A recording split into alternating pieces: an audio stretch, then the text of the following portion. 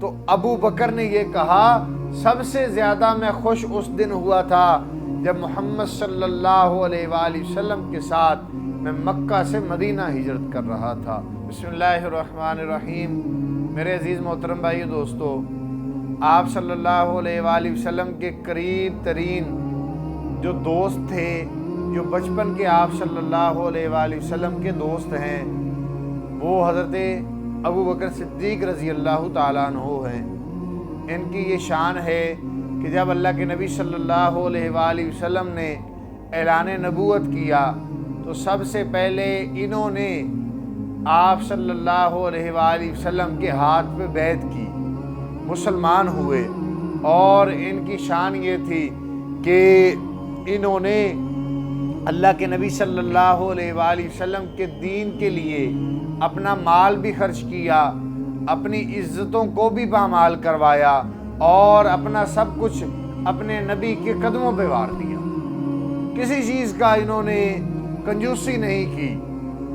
کسی چیز کے لیے انہوں نے اپنا دل چھوٹا نہیں کیا، بلکہ ہر چیز ہی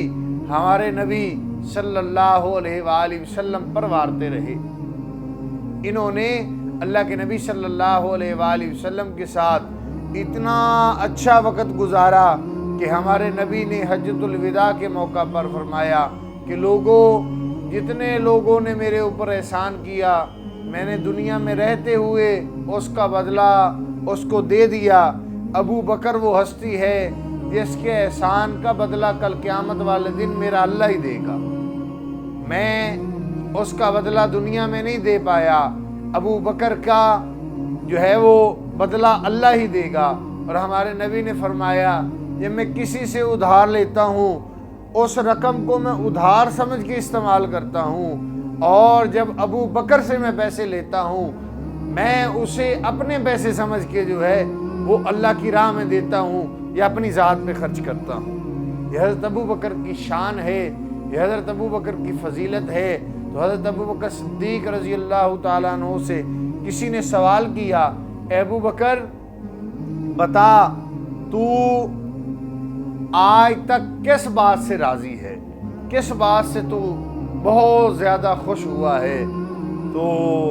حضرت ابو بکر صدیق رضی اللہ تعالیٰ عنہ نے فرمایا کہ میں سب سے زیادہ اس دن اور اس بات پہ خوش ہوا ہوں کہ اللہ کے نبی صلی اللہ علیہ وآلہ وسلم کو میں مکہ سے مدینہ ہجرت کر کے ساتھ لے کے جا رہا تھا، ان کی میں حفاظت کر رہا تھا، اور ان کی بیٹی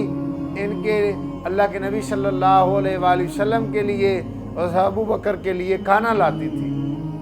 انہوں نے آپ صلی اللہ علیہ وآلہ وسلم کو اپنے کندھوں پہ سوار کیا